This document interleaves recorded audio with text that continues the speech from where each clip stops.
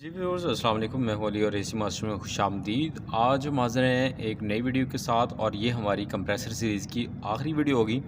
इससे पहले हम जितने भी कंप्रेसर के अंदर फॉल्ट्स आते हैं उनके बारे में आपको क्लियर बता चुके हैं कि कौन कौन से फॉल्ट्स आ सकते हैं। हमारे ग्राउंडिंग के आ सकते हैं, पंप डाउन होने के आ सकते हैं, हमारे पिस्टन जो है वो स्टक होने के आ सकते हैं। तो उसके बाद जो है इसके क्या हल हैं ये हम डिटेल में बात कर चुके हैं। तो आज हम जिन क्वेश्चंस पे बात करना चाहते हैं वो ये है कि अगर हमारे कंप्रेसर के अंदर ऑयल कम हो जाए या ऑयल लीक हो जाए या ऑयल कम होने की वजह से बार बार जब हमारा रेफ्रिजरेटर आपका टेक्नीशियन कोई रिपेयर करता है या आप खुद टेक्नीशियन है तो बार बार जब आप रिपेयर करते हैं तो लीकिंग की वजह से आपके कंप्रेसर ऑयल जो है वो कम हो जाता है, तो आपको किन फॉल्ट्स का सामना करना पड़ सकता है।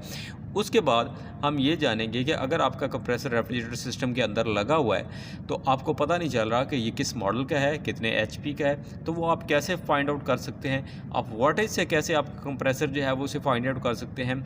और उसके बाद जो है वो इसकी रनिंग कॉमन स्टार्टिंग जो है उनके यानी कि कैसे आप टेस्ट करें कि आपको पता चल जाए कि आपकी वाइंडिंग जो है वो बिल्कुल ठीक है, किसी किस्म का कोई फॉल्टिंग है वाइंडिंग के अंदर। तो ये सारी जो है क्वेश्चन आज हम इस वीडियो के अंदर डिस्कस करेंगे और इसके साथ ये भी डिस्कस करेंगे कि आप जो है वो ऑयल किस लाइन से चार्ज करें, डिस्चार्ज वाली साइड से जो सक्शन है उस साइड पे या आपके वाल्व साइड से ऑयल चार्ज करें।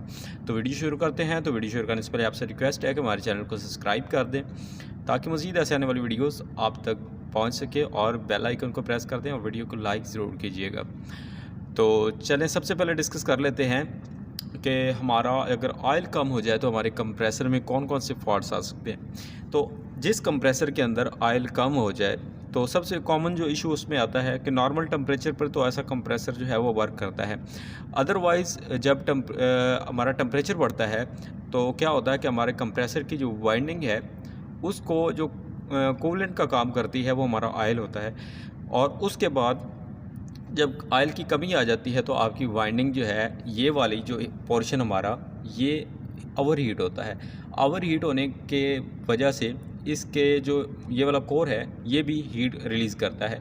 तो जब हीट रिलीज़ करता है तो ये ज़्यादा लोड लेने लग जाता है और आहिस्ता आहिस्ता एम्पेयर बढ़ते बढ़ते बढ़ते यानी कि आपका जो ओवरलोड होता है, ये मैं आपको दिखा रहा हूँ, ये एक हमारा ओवरलोड थर्मल प्रोटेक्टर होता है कि हमारे मोटर को ओवर हीट होने पे जलने से बचाए।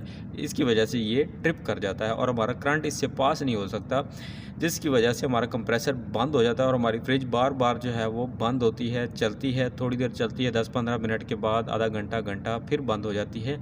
तो इस फॉल्ट के अंदर या तो आपका जो है रेफ्रिजरेटर के अंदर जो कंप्रेसर है उसमें ऑयल कम है, या फिर जो है आपकी कैपिलरी की चोकिंग भी वजह से भी ये फॉल्ट आ सकता है, और उसके बाद कंडेंसर का भी ये फॉल्ट जो है वो आ सकता है। लेकिन अगर आपका कंप्रेसर ओवर हीट हो रहा है, ज़्यादा ओवर हीट है, तो आप जो है वो अपने कंडेंसर को साफ़ करें।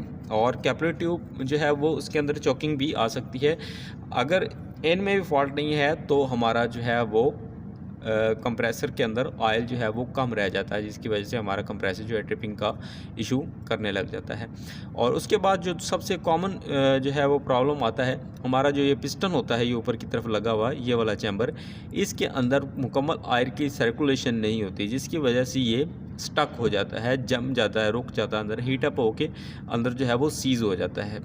तो इसकी वजह से भी ये फॉल्ट आता है। उसके बाद दूसरी जो चीज़ है कि हमारा अगर कंप्रेसर के ऊपर मॉडल नंबर मेंशन नहीं है तो हमारा फ्रिज के ऊपर बैक साइड पे एक डिस्क्रिप्शन लगी होती है, छोटी सी लिस्ट लगी होती है, उसके ऊपर आपने मोटर अपना हमारे फ्रिज के वाटेज लिखे होते हैं। वो बेसिकली कंप्रेसर के वाटेज होते हैं कि हमारा कंप्रेसर जो है वो कितने वॉट का है। अगर वहाँ पे वाटेज लिखे हुए हैं तो आप वाटेज को लीजिए और 746 यानी कि 1 हॉर्स पावर 1 एचपी पे डिवाइड करें, तो जितनी आपको पावर मिलेगी वो आपके कंप्रेसर का एचपी होगा। फ़र्ज़ करें कि 1/, जो है वो 1 आया है, सॉरी 1/2 आया है, 1/3 आया है या 1/4 आया है, तो जितना भी आपका वो जो है वो डिवाइड करने के बाद इशारिया के बाद पॉइंट के बाद एक से एक हिस्सा आपने काउंट करना है, तो वो आपके कंप्रेसर की एक्चुअल पावर होगी। तो उस पावर का आप कंप्रेसर जो है वो दोबारा इसमें लगा सकते हैं। उसके बाद एक और चीज़ देखने में आती है, आपके कंप्रेसर के ऊपर एक मॉडल नंबर लिखा होता है, ठीक है। आपने फ़र्ज़ करें कि कोई मॉडल नंबर आप ले रहे हैं किसी भी कंप्रेसर का, तो उसको मैं ये आपके सामने एक वीडियो के अंदर गूगल करके आपको दिखा रहा हूँ। तो ये इस तरह आप इसका मॉडल नंबर लें, ठीक है, उसको रिसर्च करें, गूगल पे डालें और गूगल पे सर्च का बटन दबाएं। तो सर्च करने के बाद जो रिज़ल्ट्स आएंगे उसके अंदर आपके कंप्रेसर का HPB निकल आएगा। तो आपको इस तरह पता चल जाएगा कि हमारा कंप्रेसर जो है वो कितने HP का है। उसके बाद मैं आपको जो है अगर इसकी वाइंडिंग चेक करना बताऊं, अगर बाहर से आप इसकी वाइंडिंग को चेक करना चाहते हैं तो मैं एक जनरली सी आपसे सिंपल सी चीज़ डिस्कस करूंगा। इस पर डिटेल वीडियो पहले भी बना चुका हूं, लेकिन अभी मैं आपको सिर्फ बताने वाला हूं कि आप किस तरह जो है वो इसको फाइंड आउट कर सकते हैं, कैसे आपको पता चलेगा। तो थोड़ा सा इसमें आपने गौर करना है। तो फ़र्ज़ करें ये हमारे पास कंप्रेसर है, डेनफॉस का हमेशा नीचे की तरफ कॉमन होती है, ठीक है। तो सबसे पहले आपने करना क्या है कि कॉमन से रनिंग को चेक करना है और कंटिन्यूटी को नोट कर लेना है, ठीक है, कॉमन से रनिंग को। उसके बाद कॉमन से हमारा स्टार्टिंग को चेक करना है, ठीक है, कॉमन से रनिंग को और कॉमन से फिर स्टार्टिंग को, ठीक है। इन दोनों की रीडिंग आपने नोट कर लेनी है। अब क्या करना है आपने कि अब आपने जो है रनिंग और स्टार्टिंग जो है वो इनकी वाइंडिंग जो है वो नोट करनी है, कॉमन की रनिंग की, ठीक है, उसके बाद कॉमन की और स्टार्टिंग की, ठीक है। इन दोनों वाइंडिंग्स को आपने अलग अलग लिख लेना है। उसके बाद आपने रनिंग और स्टार्टिंग की वाइंडिंग जो है वो चेक करनी है, क्योंकि रनिंग और स्टार्टिंग इनका एक एक सिरा जो है वो इस तरह घूम घूम के इसके साथ अटैच होता है और इसका घूम घूम के इस तरह अटैच होता है। तो हमारा रनिंग और स्टार्टिंग का जो टोटल हमारी रेजिस्टेंस आएगी उसमें कुछ एक फ़र्क होगा, यानी कि मिली पॉइंट्स का, यानी कि 1 फ़र्ज़ करें 3 है तो 2 आएगा, अगर या फिर अगर 2 है तो 1 आएगा, यानी कि कुछ मिली जो है वो ओम्स का फ़र्क पड़ेगा आपकी जो है वो, जो हम आपने कॉमन के साथ स्टार्टिंग टेस्ट की थी और रनिंग टेस्ट की थी, इनका जो आपकी टोटल वाइंडिंग का ओम आपको मिलेगा।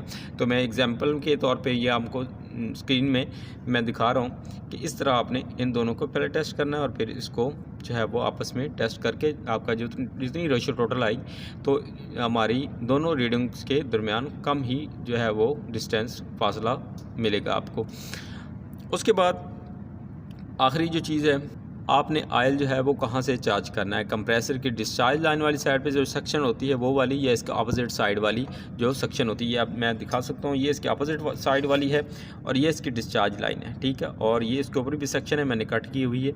तो जब भी आपने आयल को चार्ज करना है तो अगर आप कंप्रेसर रन करके चला के चार्ज कर रहे हैं तो आपने इसकी अपोजिट साइड जो है वो उससे आयल चार्ज करना है।